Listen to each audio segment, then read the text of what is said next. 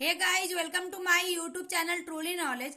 आज के वीडियो में बात करेंगे क्लास 9 का झारखंड एकेडमिक काउंसिल 2022 का मॉडल सेट 1 का आप सोशल साइंस का क्वेश्चन, इसका सोल्यूशन। तो चलिए इस वीडियो को लेट ना करते हुए स्टार्ट करते हैं। सबसे पहला क्वेश्चन है 1815 ईस्वी में किस युद्ध में फ्रांस की हार हुई थी? तो वाटरलू। किसकी हुई थी? वाटरलू की हुई थी। नेक्स्ट क्वेश्चन है, ये वाटरलू कौन नंबर का है? नेक्स्ट क्वेश्चन, क्रांति से पहले फ्रांसीसी समाज कितने वर्गों में विभक्त था? ये 3 वर्गों में विभक्त था। नेक्स्ट क्वेश्चन है, चर्च के विशेष कार्य को करने वाले व्यक्तियों के समूह को क्या कहा जाता है? पादरी वर्ग कहा जाता है। फ्रांस का संविधान किस वर्ष बना था? 1791 ईस्वी में बना था। नेक्स्ट क्वेश्चन है, फ्रांस में 1793 से 1794 ईस्वी के मध्य के काल को किस नाम से जाना जाता है? निरंकुश राज जाना जाता है। आपका जाना जाता है आतंक का राज से जाना जाता है। ये गलत है आपका, आतंक का राज से जाना जाता है। नेक्स्ट क्वेश्चन है, 1917 से पूर्व रूस पर किसका शासक था? तो 1915 जार निकोलस, सब में जार निकोलस ही है, लेकिन जार निकोलस 2 का शासक था। ये कौन नंबर का आंसर हो जाएगा। चलिए आगे बढ़ते हैं नेक्स्ट क्वेश्चन की ओर। अगला क्वेश्चन है, रूसी सांसद का क्या नाम था? तो रूसी सांसद का जो नाम था ड्यूमा था। क्या था नाम था? ड्यूमा नाम था। नेक्स्ट क्वेश्चन है, बोलेक्सोविक पार्टी का नेता कौन था? ये कैरेंस्की था। कौन था? कैरेंस्की। ब्रेसिकोसी का नाटक ब्रेसिकोसी का नाटक कौन था? ये लेनिन था। कौन था? लेनिन था।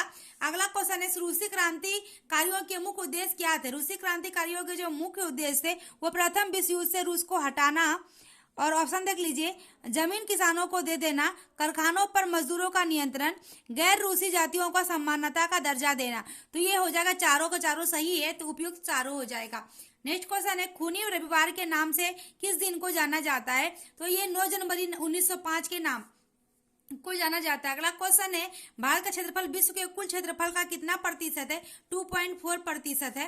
अगला क्वेश्चन है, भारत की मानक यामुनोत्तर रेखा कौन सी रेखा है? ये 82.30 अंश पूर्व देशांतर है। 2 नंबर का आंसर हो जाएगा।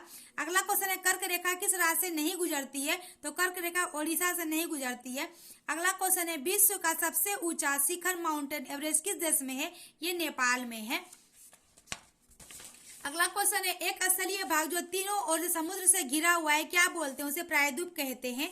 नेक्स्ट क्वेश्चन, बाढ़ वाले मैदानों के नए तथा युवा निक्षेपों के किस नाम से जाना जाता है? खादर के नाम से जाना जाता है।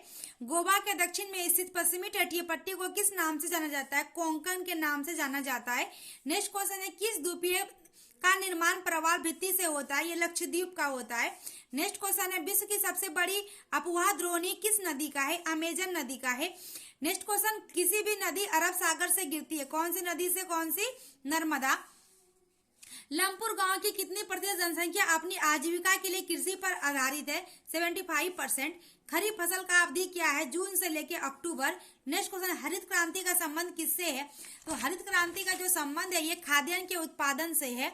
नेक्स्ट क्वेश्चन है, हमारा निम्न में कौन सा कार्यशल पूंजी का एक उदाहरण है? तो ये नगद पैसा तथा कच्चा माल है। अगला क्वेश्चन, निम्नलिखित में से कौन सा गैर कृषि क्रिया है? गैर कृषि खाद और बीज का क्या होता है? बिक्री। अगला क्वेश्चन है, दो कथन दे दिया है, इसमें कौन सत्य है कौन असत्य है? जब मानव संसाधन को शिक्षा तथा स्वास्थ्य के द्वारा विकसित किया जाता है तब इसे मानव पूंजी का निर्माण करते हैं। बिल्कुल सही बात है। अगला है, मानव पूंजी में निवेश भौतिक पूंजी की भांति ही प्रतिफल प्रदान करता है। बिल्कुल सही है, दोनों का दोनों कथन क्या है? सही है, तो ऑप्शन नंबर गो हो जाएगा। नेक्स्ट क्वेश्चन है, किस प्रकार की जनसंख्या अर्थव्यवस्था की पर संपत्ति है? तो शिक्षित होगी तभी होगा, शिक्षित एवं स्वस्थ जनसंख्या।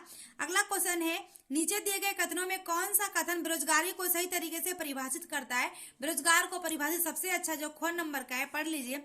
जब प्रचलित मजदूरी की दर पर काम करने के इच्छुक व्यक्ति को रोजगार नहीं मिल पाता, मतलब काम है, काम करना चाहते हैं लेकिन हमारे पास काम नहीं है, उसी को बोलते हैं बेरोजगार, है ना। चलिए अगला क्वेश्चन है हमारा, प्राथमिक शिक्षा से नामकरण के लिए कौन से कार्यक्रम चलाए गए हैं? तो क्या है? सेतु पाठ्यक्रम और स्कूल लौटो शिविर दोनों कराए गए हैं, तो को और खो दोनों हो जाएगा। नेक्स्ट क्वेश्चन है, मौसमी बेरोजगारी से क्या तात्पर्य? मौसम के अनुसार बेरोजगार होना ही मौसमी बेरोजगारी कहलाता है। जब वर्ष के कुछ महीनों में रोजगार प्राप्त नहीं होता है, तो वही वाला हो गया बात। अगला क्वेश्चन है, लोकतंत्र का शाब्दिक अर्थ क्या है? लोगों का शासन है। नेक्स्ट क्वेश्चन, इनमें से कौन लोकतंत्र की विशेषता नहीं है? एक ही राजनीतिक दल का शासन। ठीक है, अगला क्वेश्चन, इनमें से कौन सा कथन गलत है? तो गलत जितना भी है, लोकतंत्र शासन का एक ऐसा रूप है जिसमें शासकों का चुनाव लोग करते हैं, सही है। लोकतंत्र में अंतिम निर्णय लेने की शक्ति लोगों द्वारा चुने हुए प्रतिनिधियों के पास ही होनी चाहिए, बिल्कुल सही है। लोकतंत्र शासन का एक रूप है जिसमें वंशानुगत शासक द्वारा शासन चलाया जाता है, बिल्कुल गलत बात है, तो ये वाला ऑप्शन सही हो जाएगा। अगला क्वेश्चन है, इनमें से कौन सा तर्क लोकतंत्र के पक्ष में अच्छा नहीं है? तो अच्छा जो नहीं है, पहला क्या है, लोकतंत्र मतभेदों और टकरावों को संभालने का अच्छा उपलब्ध कराता है, तो ये तो अच्छा पक्ष नहीं, मतलब ठीक ठाक ही लग रहा है।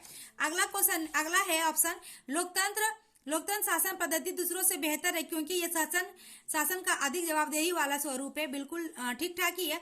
लोकतंत्र बेहतर निर्णय लेने की संभावना बढ़ाता है, ठीक ठाक ही है। लोकतंत्र नागरिकों का सम्मान नहीं करता, बिल्कुल गलत बात है, तो ये वाला हो जाएगा। अगला क्वेश्चन है, पाकिस्तान में जनरल परवेज मुशर्रफ ने कब सैनिक तख्ता पलट की अगुवाई की थी? तो 1999 ईस्वी में की थी। नेक्स्ट क्वेश्चन है, दक्षिण अफ्रीका कब स्वतंत्र हुआ था? 1994 में हुआ था। रंग भेद की नीति इनमें से कौन से देश में प्रचलित? दक्षिण अफ्रीका, रंग भेद। अगला क्वेश्चन है, भारतीय संविधान सभा में सदस्यों की संख्या कितनी थी? 299 थी। नेक्स्ट क्वेश्चन है, लोकतंत्र संविधान में इनमें से कौन सा प्रावधान नहीं रहता है? शासन का प्रमुख नाम। और लास्ट क्वेश्चन है, भारतीय संविधान सभा के किस दिन अपना काम पूरा कर लिया गया था? 26 नवंबर 1949 को अपना टोटल काम पूरा कर लिया गया था। अगर हमारी ये वीडियो आपको अच्छी लगी हो तो लाइक, सब्सक्राइब और शेयर जरूर करें। Thank you.